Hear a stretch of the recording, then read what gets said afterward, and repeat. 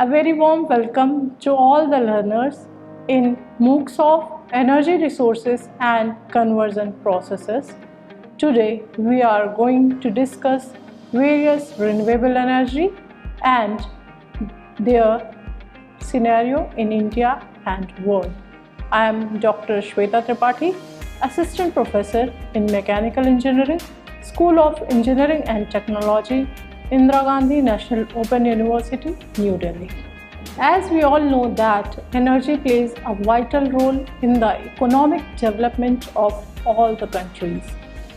We had discussed that we generate the electricity, heat and power from various energy sources. We had already discussed the various conventional energy sources and nuclear energy, and we have understood that as fossil fuels are depleting and creating more pollution, causing global warming, and also since energy demand is increasing day by day, energy production from renewable energy resources become the best solution in the present condition, as renewable energy sources are non-exhaustible, clean and green energy. What are renewable energy resources, non-renewable energy resources? We had already discussed in our previous modules. So if we talk about the world scenario of this renewable energy, based on the REN21's 2017 report, we could say that renewables contributed 19.3% to humans' global energy consumption and 24.5% to their generation of electricity in the years 2015 and 16 respectively.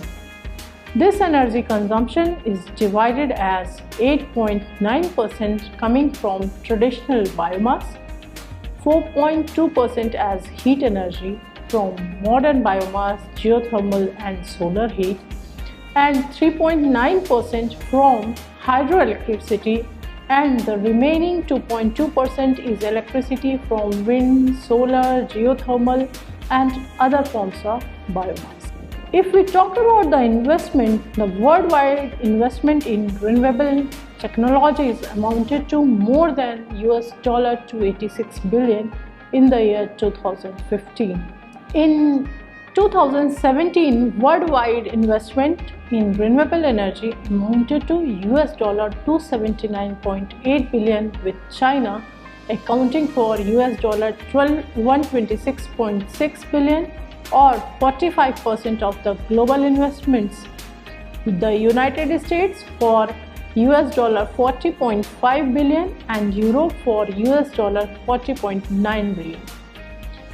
Globally, there are an estimated 7.7 million jobs also associated with the renewable energy industries, with solar photovoltaics being the largest renewable employer. If we talk about these renewable energy systems, they are rapidly becoming more efficient also and cheaper also, and their share of total energy consumption is increasing day by day. As of 2019, more than two-thirds of worldwide newly installed electricity capacity was renewable. You would see that the growth in consumption of coal and oil could end by 2020 due to increased uptake of renewables and natural gas. We are now reducing our dependence on fossil fuel like coal, oil and natural gases as well. At least 30 countries around the world already have renewable energy contributing more than 20% of energy supply. If we talk about renewable energy markets worldwide, they are projected to continue to grow strongly in the coming decade and beyond it. Some places, and at least if we talk about the two countries, Iceland and Norway, they are generating all their electricity using renewable energy already, and many other countries have set a goal to reach 100% renewable energy in the future. we could expect that at least 47 nations around the world already have over 50% of electricity from renewable energy sources. What are the advantages of these renewable energy sources? We could say that renewable energy is environmental friendly, renewable energy is perpetual, it is a clean source of energy, it is available locally, we are not depending upon others, it is well suited for decentralized applications. We also know that because the fossil fuels are going to deplete, to conserve these fossil fuels, we need an alternative energy. So these are the various advantages of renewable energy. Let us see these renewable energy resources in the prospect of India. What are their prospects in India? So we will discuss one by one each type of renewable energy resource and its Indian scenario and what are its advantages and disadvantages. We have talked about the application of renewable energy worldwide, and we could say that by 2040 renewable energy is projected to equivalent to coal and natural gas electricity generation. Several jurisdictions including Denmark, Germany, the state of South Australia and some US states have achieved high integration of various renewables. For example, in 2015, wind power met 42% of electricity demand in Denmark, 23.2% in Portugal, and 15.5% in UAE. Interconnectors enable countries to balance electricity systems by allowing the import and export of these renewable energy. There are many innovative hybrid systems that have emerged between various countries and regions to collaborate and to balance this electricity demand and supply. Solar water heating makes an important contribution to renewable heat in many countries, most notably China, which has 70% of the global total, that is 180 gigawatt-hour. Most of these systems are installed on multi-family apartment buildings and meet a portion of the hot water needs of an estimated 50 to 60 million households in China. Worldwide, total installed solar water heating system meet a portion of the water heating needs of over 70 million households. The use of biomass for heating continues to grow as well. If we talk about the Sweden, national use of biomass energy has surpassed that of oil. Direct geothermal for heating is also growing rapidly. Bioethanol, it is widely used in USA and in Brazil. Biodiesel, which is produced from oils or fats using trans-esterification process, is the most common biofuel in Europe these days. So we are seeing that worldwide this renewable energy sources, various renewable energy sources are increasing. Every country has a particular resource available. If we talk about the Sweden, biomass is available there. If we talk about China, solar is available there. So whichever energy resource is available there, they are making use of it, they are fully utilizing it. If we talk about the India has many renewable energy resources. Different region has different renewable energy resource. If we talk about the India ranks second position in terms of population. So it is quite obvious that our energy requirement is also more. Our population is 18% of world's overall population. And to increase in standard of living and population in India makes India to rank 4th place in consumption of energy in the globe as well. Our energy consumption is more, but the geographical location of India is such that we have enough solar energy, we have enough wind energy, we have biomass energy as well. So we will discuss the various renewable energy resources and their prospect in India, their availability in India, and how much we are going to convert it into the useful form. What is the installed capacity in India, how much we are using, we will discuss it right now. If we talk about the Indian Renewable Energy Plan, India is running one of the largest and most ambitious renewable capacity expansion program in the world.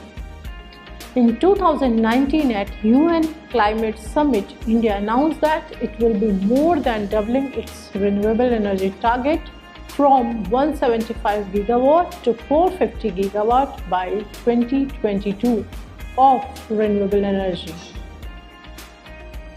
New renewable electricity sources are projected to grow massively by near-term 2022 targets, including a more than doubling of India's large wind power capacity, and it is almost 15 times increase in solar power from April 2016 to that of now.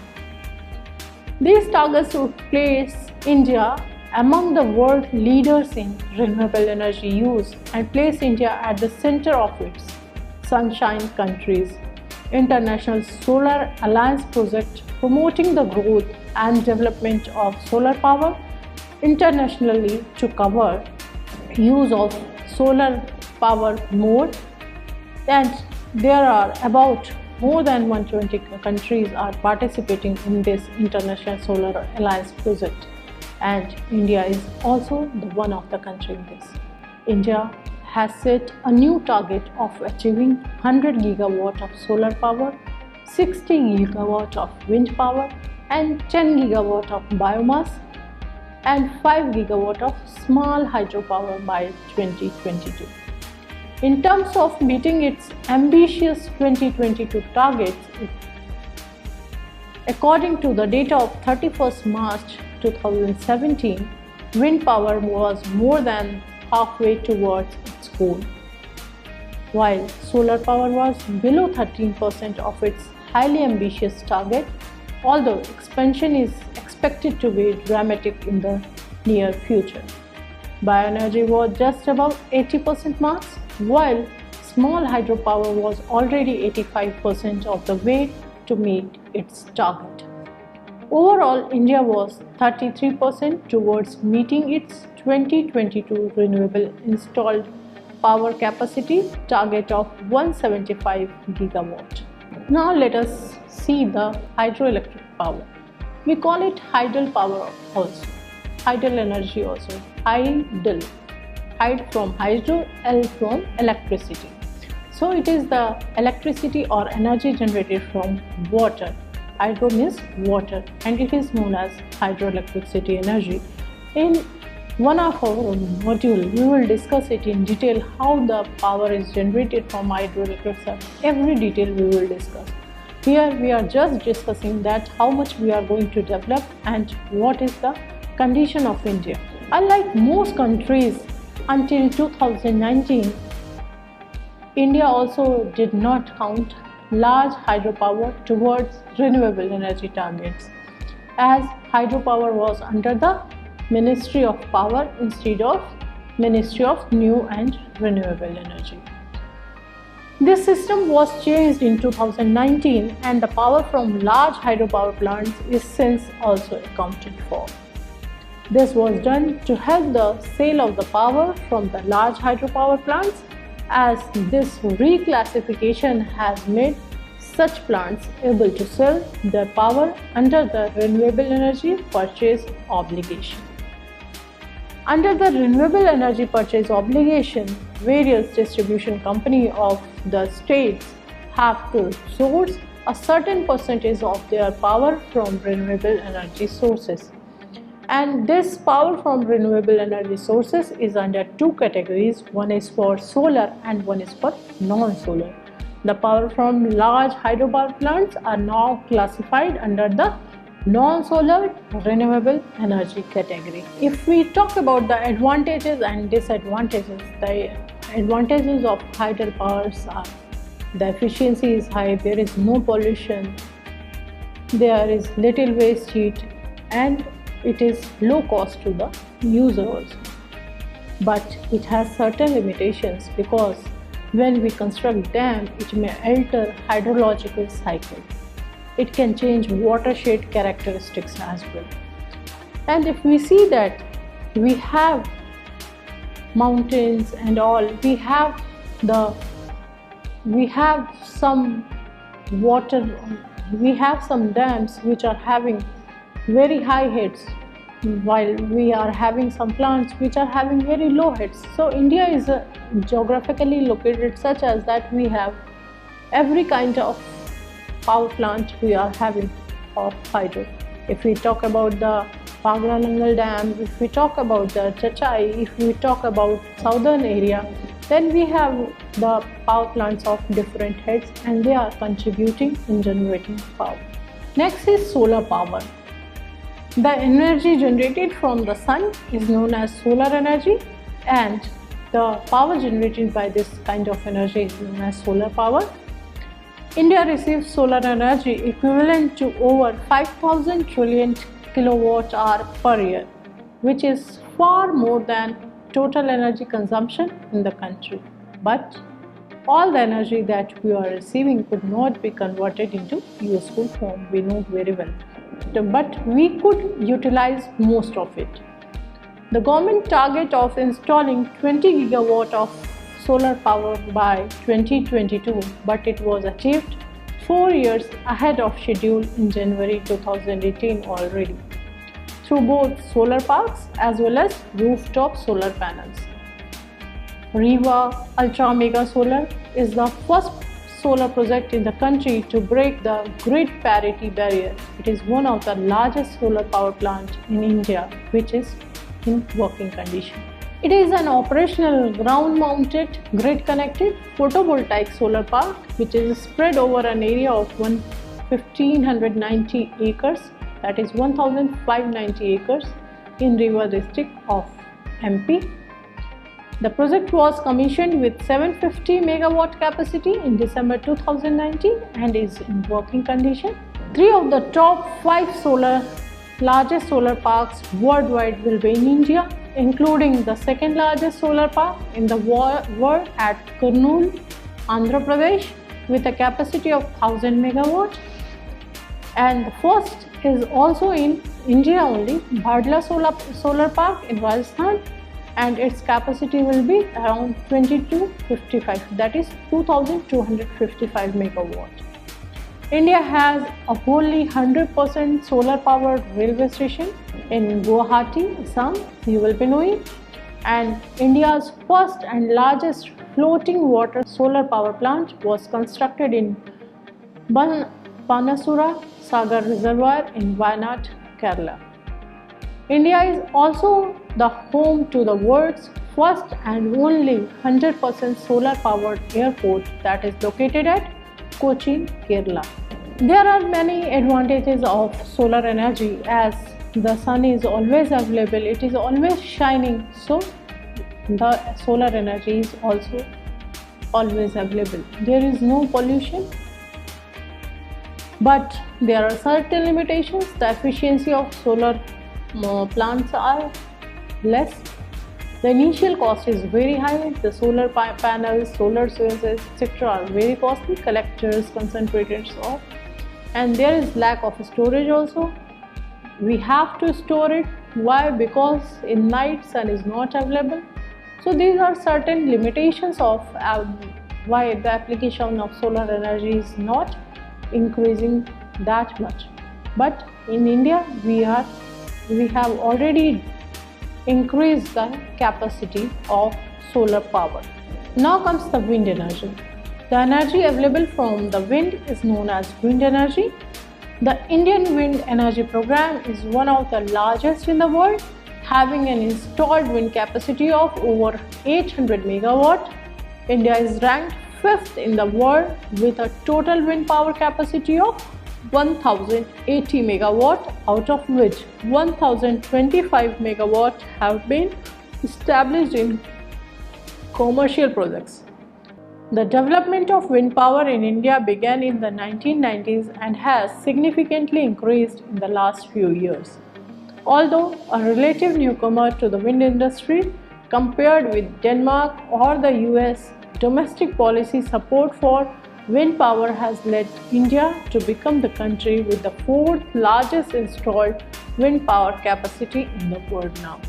As of June 2018, if we talk about the installed capacity of wind power in India was 34,293 megawatt. Mainly it's spread across Tamil Nadu, Maharashtra, Gujarat, Rajasthan, Karnataka, Andhra Pradesh, Madhya Pradesh.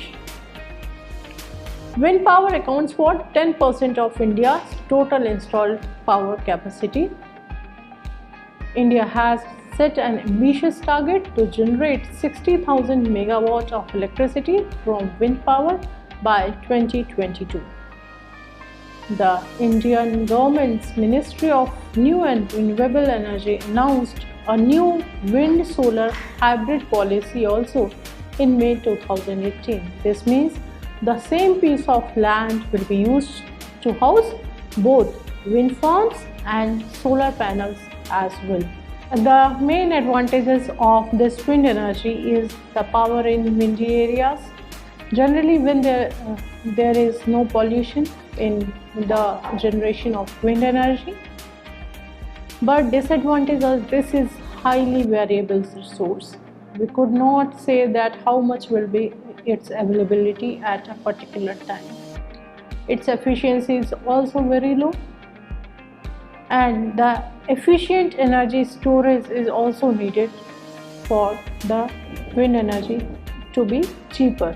Then comes the biomass energy. We all know that energy available from firewood and agro residue is known as biomass energy. The traditional chula, which is used in Indian village, is an efficient way of using biomass energy. 90% of the energy in the fuel is lost into the atmosphere. Only 10% of the energy goes to actually heat the pot for cooking purposes. India is an ideal environment for biomass production given its tropical location and abundant sunshine and rains. The country's vast agricultural potential provides huge agro residues which can be used to meet energy needs both in heat and power application.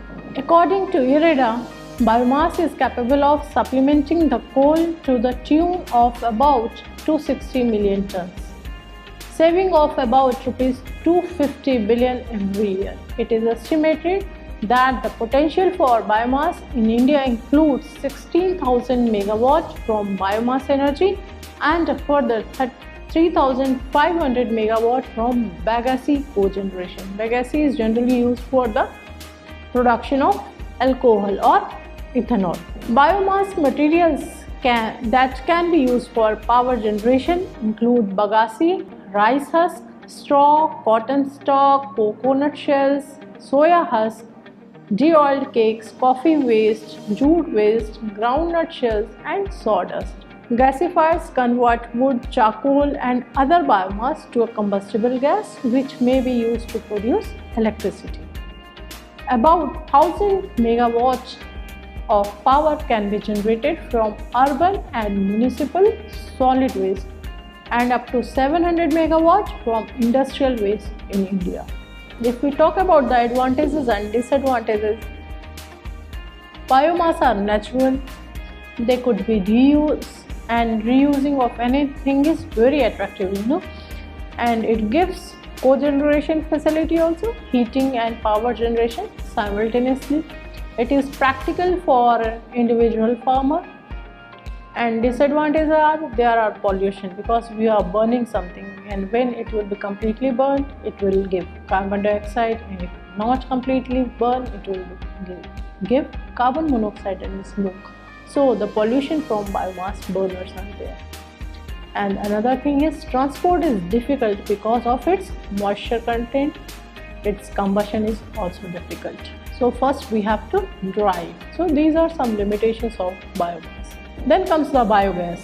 Generally, the energy available from the animal dung and biodegradable waste is called biogas energy. It is in the gaseous form, so we called it biogas. It depends on how much dung can be collected. It can meet the cooking energy needs of nearly 40% of the rural households of the country. There are about 232 million cattle in the country. Even if 1/3 of the dung produced annually from these is available for biogas production and for recycling as farm manure, 12 million biogas plants of family size can be installed. And each biogas plant could save about 1260 kg of fuel wood per year.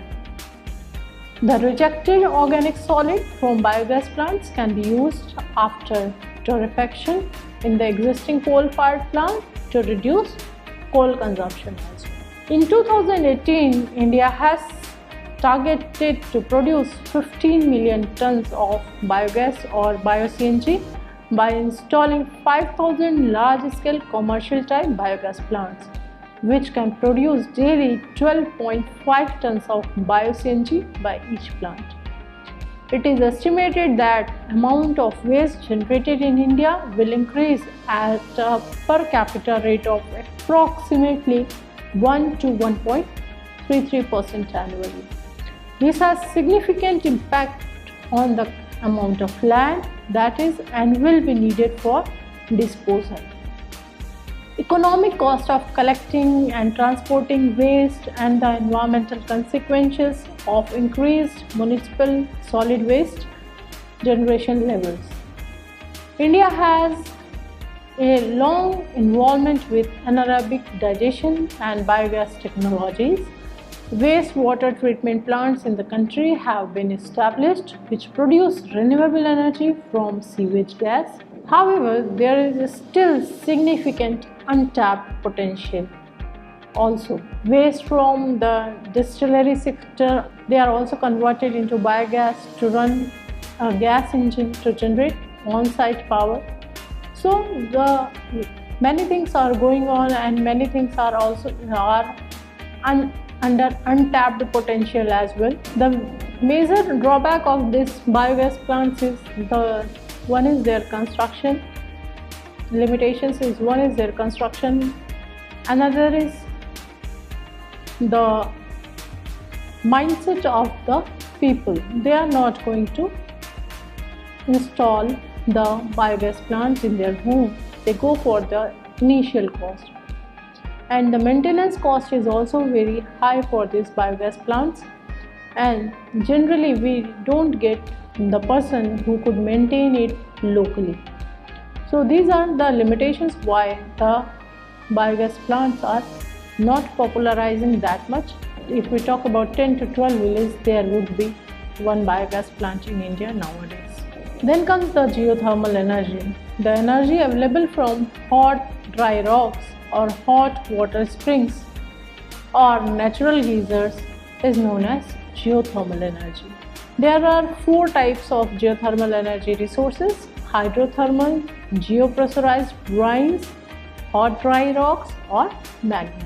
Currently, hydrothermal energy is being commercially used for electricity generation and for meeting thermal energy requirements. If we talk about the world scenario, in 1997, the geothermal electricity generation capacity was about 8,000 megawatt and another 12,000 megawatt for thermal applications. Italy, New Zealand, USA, Japan, Mexico, Philippines, Indonesia are some of the countries which are using geothermal energy for electricity generation and thermal applications. Exploration of geothermal field needs knowledge of geology, geochemistry, seismology, hydrology, and reservoir engineering. If we talk about India, the study of geothermal fields started in 1970, and Geological Survey of India has identified 350 geothermal energy locations in the country, that is India. The most promising of these is the Puga Valley of Ladakh. The estimated potential for geothermal energy in India is about 10,000 megawatt. There are 7 geothermal provinces in India: Himalayas, Sona Valley, West Coast, Cambay, Sonabada Tapi, we also call it Sonata, Godavari and Mahanadi. So these are 7 geothermal provinces in India. If we talk about the advantages, the efficiency of this geothermal plant is very high, and initially the cost involved is very low. The major disadvantages is that it is highly local resource. We could not transfer it to anywhere. We have to generate electricity there as well, or power there as well. Then second is, though it is a renewable energy source, but it is non-renewable. We could not identify that when it will be available, when it will not be available. So it is a non-renewable. Once we will consume it, it will not be replenished so easily. It depends upon its cycle, and the cycle is not permanent. That it will be generated in 14 days, it will be generated in 18 days, 1 month, year, we don't know. Then the tidal power. It is the only form of energy which derives directly from the relative motion of the Earth-Moon system, and to a lesser extent from the Earth-Sun system. The tidal forces produced by the Moon and Sun in combination with Earth's rotation are responsible for the generation of the tides. Tidal power, also called as tidal energy, is a form of hydropower that converts the energy of tides into electricity or other useful form of power. A British tidal energy company, Atlantis Resources, is expected to set up a tidal power plant with the capacity to generate over 250 megawatt in the Gulf of Kutch or Khambhat. India's first attempt to harness tidal power for generating electricity would be in the form of a 3 megawatt plant proposed at the Durga Dovani Creek in Sundarban Delta of West Bengal, the Gulf of Kutch and Gulf of Cambay in Gujarat, and Ganga Delta in the Sundarbans. The world's largest mangrove are the 3 sites identified as potential areas for tidal power generation in India. Advantages are the source is steady. Another advantage is capable of exploiting tides for maximum efficiency, and disadvantages are duty cycle is low, use modification in coastal environment, and the cost involvement is also very high. Let us summarize whatever we have learned. We have seen that what is the renewable energy scenario in world and India as well for various energy sources.